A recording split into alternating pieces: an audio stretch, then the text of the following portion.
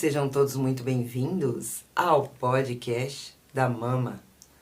Nesse podcast a gente conversa sobre entretenimento, política social, saúde, educação, yoga.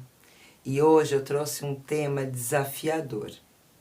Eu fiz várias chamadas durante a semana na minha rede social sobre o tópico de hoje. Uma das chamadas eu disse como lidar com a nossa mente ou como viver a nossa própria vida com coerência. E se eu dizer para vocês agora que essas duas coisas são exatamente grandes obstáculos para a nossa felicidade? Você escutou a chamada? O que dificulta a sua felicidade? Nossa, mama, você já deu a resposta logo de cara no primeiro minuto? É porque você não sabe o que vem por aí. Nós vamos fazer um estudo aqui que eu mesma realizei fazendo a leitura de 2 livros. E quando eu fiz a leitura dos 2 livros, eu fiz uma associação desses 2 temas. O livro que a gente vai conversar aqui hoje é o livro do ator, Preparação para Ator, do Stanislavski, que é um diretor de teatro que escreveu Preparando Ator. Foi um dos primeiros escritos sobre a preparação do ator. Esse livro, na verdade, é um diário de bordo dele, onde ele escrevia o que ele fazia com os alunos, e nesse diário de bordo, que foi editado, se tornou hoje a aula de muitos professores do teatro, muitas linhas de teatro seguem esse pensador. Eu realizei alguns cursos de teatro e confesso que sempre que eu realizo exercício proposto por esse autor, ele mexe realmente com a gente. O cara é um gênio, ele realmente estudou sobre as nossas dinâmicas. E eu vou fazer essa associação ao Yoga Sutra de Patanjali, que é um escritor hindu, escrito há muitos anos atrás, onde ele fala sobre o yoga e ele cria um manual. Essa associação, quando orientada por Patanjali, ele começa a dizer que estímulos externos e a regada falta de sabedoria pode levar e orientar a nossa vida à felicidade ou à tristeza. Nós somos a todo momento rodeados por movimentos externos que entram em contato com a nossa vida, com o nosso ser. E a nossa ação, como nós reagimos a esses estímulos que nos chegam, denota sabedoria ou a falta dela. A nossa vida, ele afirma que é orientada por estímulos, porque nós somos dotados de sentidos. Segundo Patanjali, nós temos sentidos. O Yoga Sutra de Patanjali, ele tem 196 frases divididas em 4 capítulos. É quase que um roteiro para a gente memorizar e seguir, como uma escola, passo a passo daquilo que você deve fazer. Eu oriento para quem queira comprar. Tem milhares de traduções por esse mundo afora. Se divirtam. Tenham suas próprias conclusões também. No primeiro capítulo, ele relata sobre Samadhi. Samadhi seria assentar a mente. É trazer à mente um assentamento, um sofá gostoso. Tradução da mama. No capítulo 2 deste livro, do Yoga Sutra, ele fala como devemos identificar a mente perturbada. Como nós identificamos que essa mente ela se torna inapta para o caminhante do yoga. Porque uma mente perturbada não dá para realizar a prática. E aí ele traça um caminho de como a gente sair dessa mente perturbada para uma mente mais tranquila. Como a gente eliminar as perturbações e conduzir a nossa mente para um modo de paz, de alegria, de contentamento. Ele fala que o funcionamento nosso deveria ser pautado na intuição. E aí vocês podem me perguntar, mama, e como vamos ativar a intuição? Essa é uma chamada do próximo podcast. Sim, nós vamos falar sobre isso. Então, se você ainda não é inscrito no nosso canal, acessa lá nossos canais de comunicação, se inscreva para não perder nada. Tá sendo quase que, tem uma direção. Se você pegou esse podcast no meio agora, volta para trás, assiste os outros capítulos, vem vindo junto. Acompanhe os que tá saindo e já vem pegando os outros. São vídeos curtos, de 20, 30 minutos no máximo eu tô gravando. Mas eu quero puxar uma linha de pensamento pra gente fazer uma grande conversa. Eu quero conversar muito sobre esses assuntos ainda. Tô aqui gravando e pensando em conversas futuras. Eu queria falar novamente sobre o livro agora, da preparação do ator. Vocês pegaram até ali Patanjali, né? A primeira partezinha. Vocês vieram com o pensamento junto comigo. E agora eu vou falar sobre o livro da preparação do ator. O capítulo específico que ele fala sobre concentração e atenção. Eu vou começar contando a história que está no livro, tá? Então vamos, chamar a atenção. Eu vou beber uma água também. Antes de eu começar a gravar, essa água caiu. E fui repô-la, porque eu não consigo gravar sem. Prestem atenção à história que eu vou contar. Essa história está narrada no livro. Ele narra que era uma sala onde os atores ensaiavam. Nessa sala, ela também dava acesso ao auditório, onde eram feitas as apresentações. Então, era dividida palco e auditório por uma cortina. Essa cortina, ela estava fechada e apoiada nessa cortina cadeiras empilhadas. E os atores na parte do palco, junto com ele. E em um determinado momento, uma cadeira cai, despenca da pilha e abre a cortina um pouco, então ela fica entreaberta a cortina.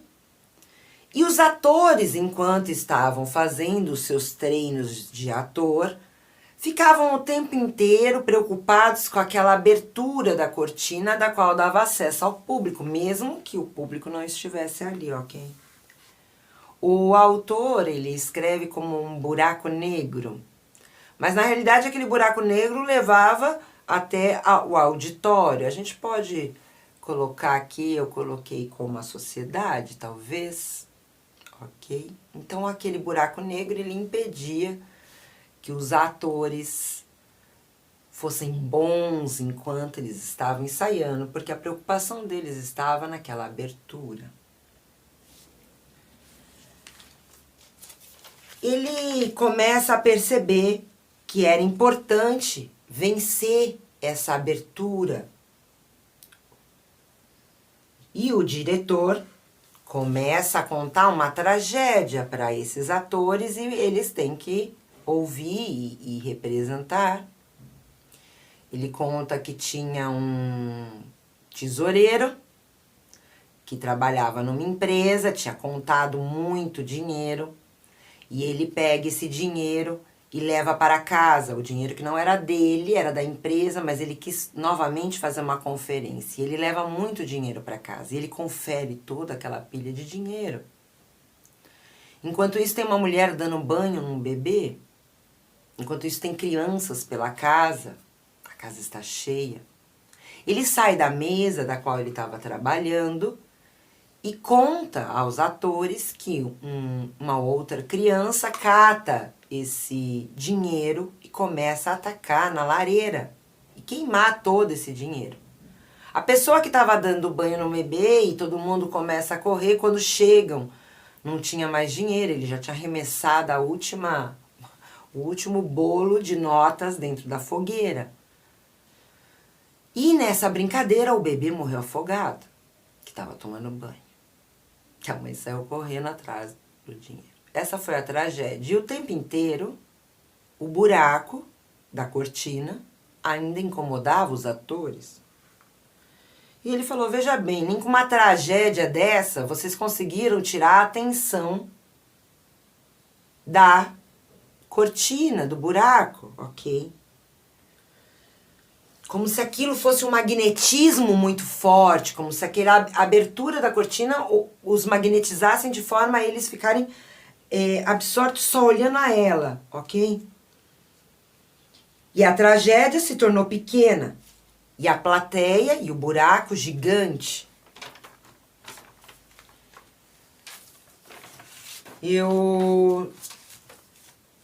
Depois desse momento, o diretor, no dia seguinte, numa próxima aula com esses atores, ele simplesmente fecha todas as cortinas. E ele realiza atividades com os atores e ele fica os observando num local onde eles não estão olhando, por uma fresta. E os atores acham que eles estão sozinhos. No começo eles começam a trabalhar muito bem, mas depois eles ficam péssimos. Sentimentos ruins, a atuação péssima. No outro dia, ele descreve que ele abriu as cortinas e tirou as cadeiras, e deixou aberto, totalmente aberto, o local aonde estava a plateia e aonde estava o palco, os atores no palco.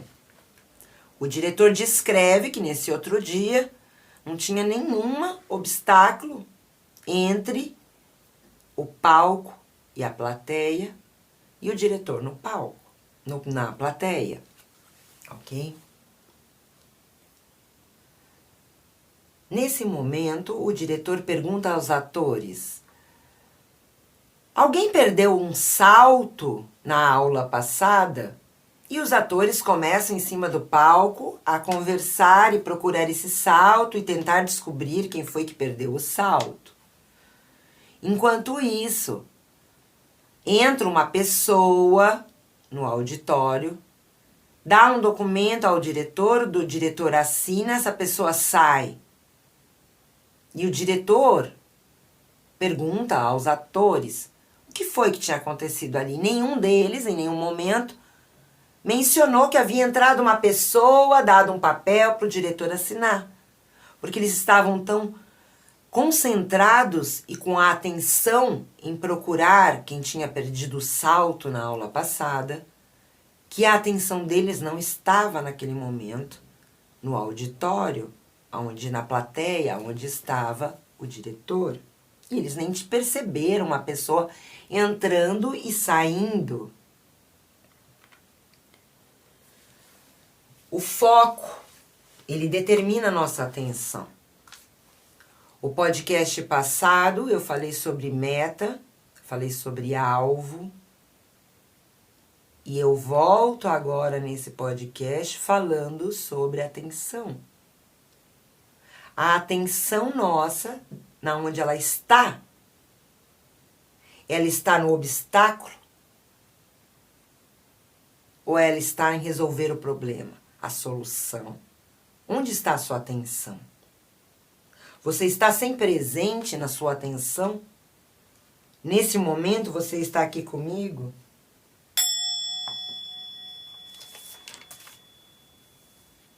A atividade mental no yoga, tem uma frase em Patanjali, no Yoga Sutra, que diz: Yoga Chitta Vritti Nirodha.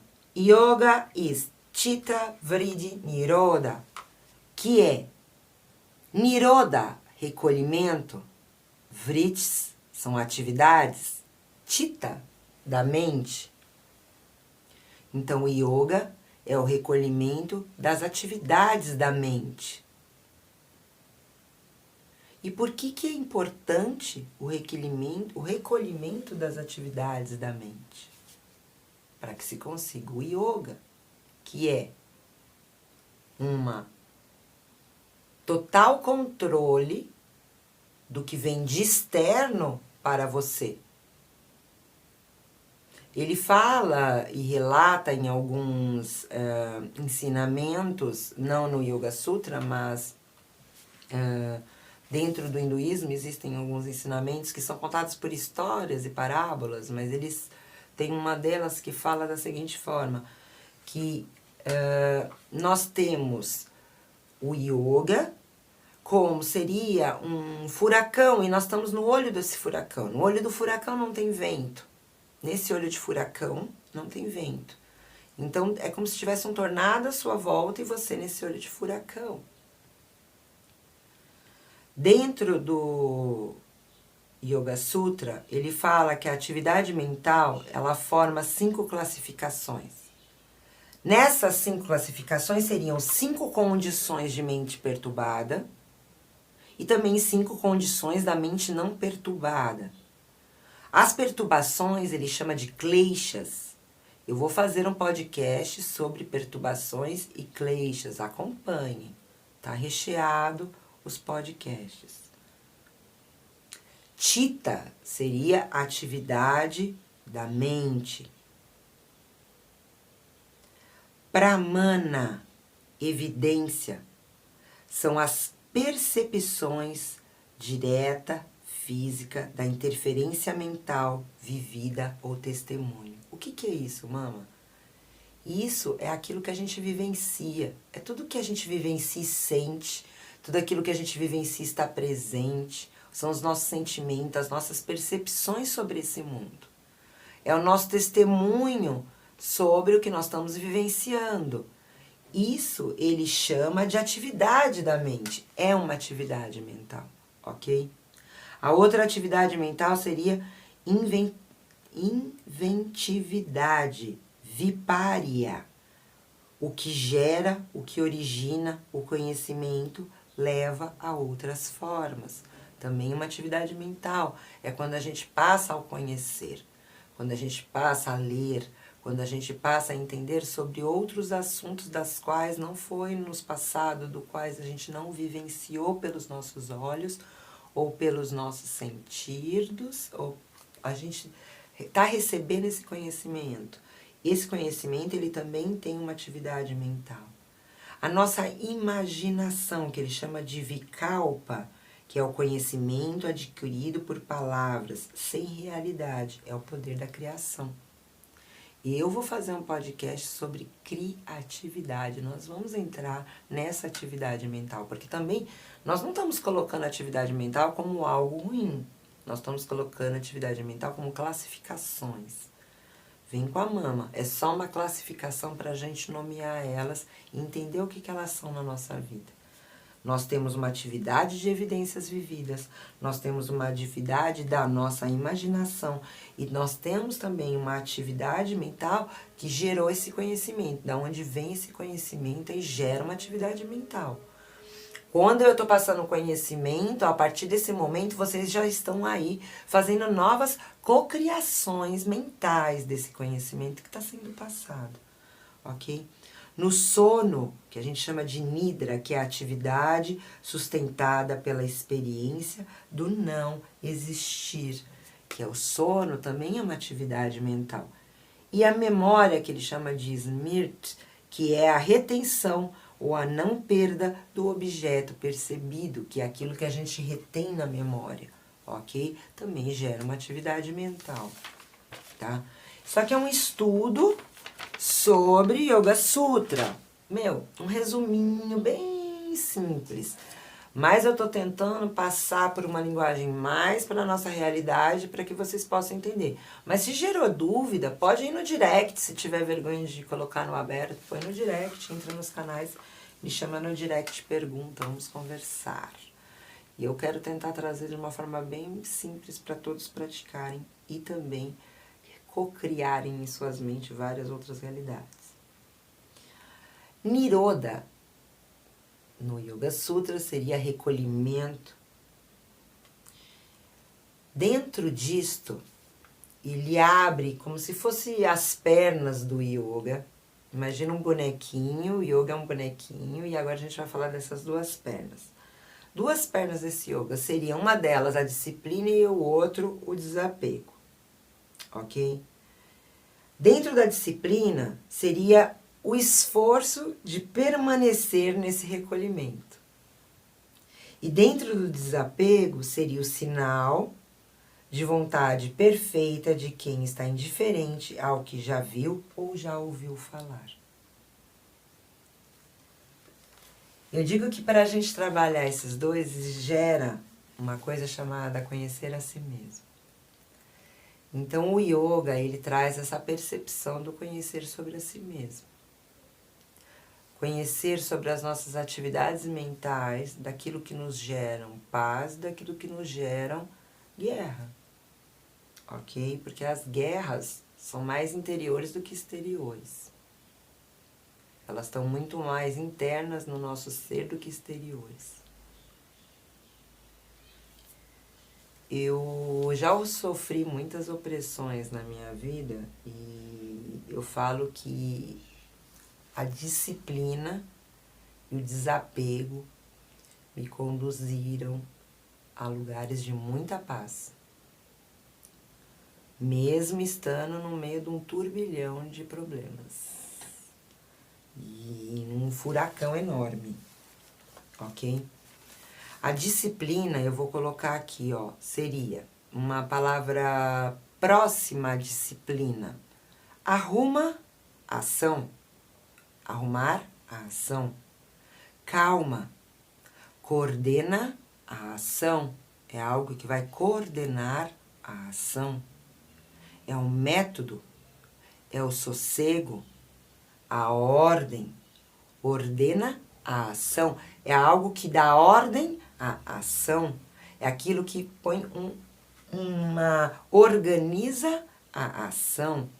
É um regulamento. É aquilo que vai trazer uma tranquilidade no agir, ok? Para mim fazer um podcast, eu tenho que organizar ele para eu não perder os assuntos. Isso requer uma organização. O desapego, eu vou falar um pouquinho sobre o apego.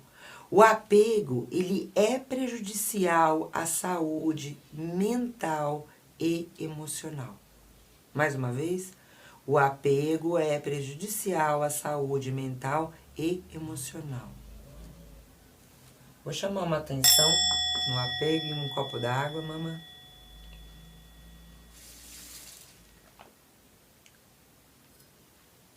O apego pode. Uma palavra similar seria por coisas, apego por ideias, apego por pessoas, apego por situações. O afeto excessivo nos mantém como reféns.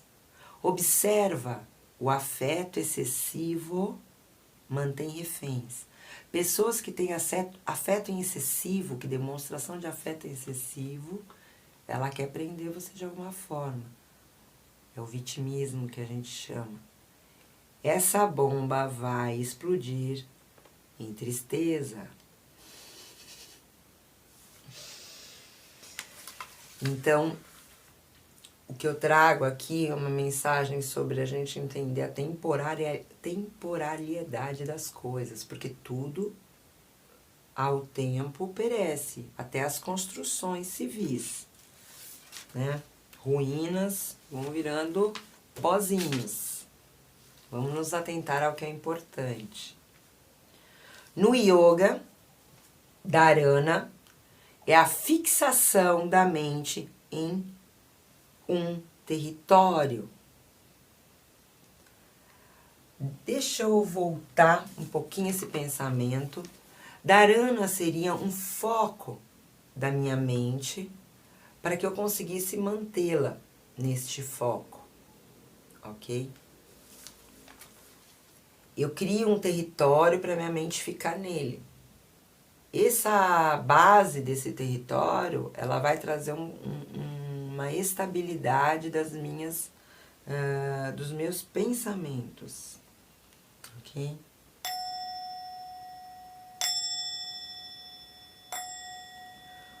Os hindus usam um sino, muito sino, para trazer a atenção dessa mente. Volta essa mente.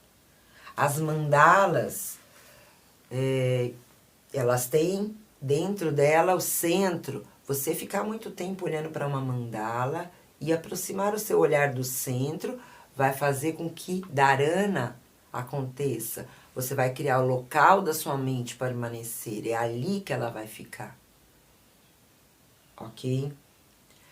Os sinos, eles podem acontecer de um determinado tempo. Você pode programar o seu relógio para um despertadorzinho para sua mente voltar a atenção, ok? Mudras, que são as posições de mãos, quando nós apertamos algum dedo, eles têm energia, esses dedos. Então, eles passam a pressão que é colocada, a minha mente volta a atenção para esse local. Então, ele cria um estado atento corporal. Isso funciona para as asanas também. Eu conheço algumas técnicas de meditação que usam a chama. Eu já usei muito a chama do fogo. Eu usava a lamparina. As lamparinas têm uma frequência muito legal da chama, que você observando essa chama longe, né, não perto do seu olho, você vai aos poucos fechando seus olhos e trazendo a imagem da chama como se mentalmente imaginando ela para dentro da sua mente. Tenta focalizar essa chama por máximo tempo possível, porque isso vai fazer com que sua mente crie uma estabilidade mental, ok? Essa aqui é algumas dicas, são 3 dicas que eu dei há 28 minutos, então para quem me seguiu até aqui, yeah! Eu vou falar um pouquinho sobre o chakra frontal, que é o chakra responsável pela nossa atenção, que é o chakra do terceiro olho, que ele fica entre as sobrancelhas. Ele é um chakra de 2 pétalas e ele é responsável pelo planejamento mental, raciocínio lógico. Então é ótimo a gente fazer mentalizações como se aqui no centro desse olho estivesse uma chama iluminada. Nós imaginamos que há uma luz ali e ficamos mentalizando essa luz de forma que ela cresça por toda a cabeça, se expandindo para poder todo ao redor da cabeça. E a gente vai ter um grande cabeção de luz. Quando ativado, ele traz inteligência, intuição, percepção extrasensorial. A cor é azul escuro, a ser mentalizada desse chakra. O mantra é mantra Om. O mantra é uma palavra que vibra e a vibração dela faz vibrar. Então, Om é como o sino. Om. frequência. Os alimentos seriam o roxo, a ameixa, a uva roxa, né, e a amora. Tudo para ativar, né, esse chakra. Meditação. Meditação é quem planta, colhe. Na realidade, é o encerramento de um ciclo. É aquele momento em que você senta para desfrutar. Eu queria propor uma meditação para que vocês possam fazê-la, que seria pegar um papel, uma caneta e fazer a contabilidade da sua vida. Colocar, assim, coisas que você gostaria de parar de fazer. Eu gostaria de parar de me enganar, eu gostaria de parar de deixar as pessoas me enganarem, gostaria de parar de mentir, eu gostaria de parar de mentir para mim mesmo. E coisas que você gostaria de trazer para a sua vida.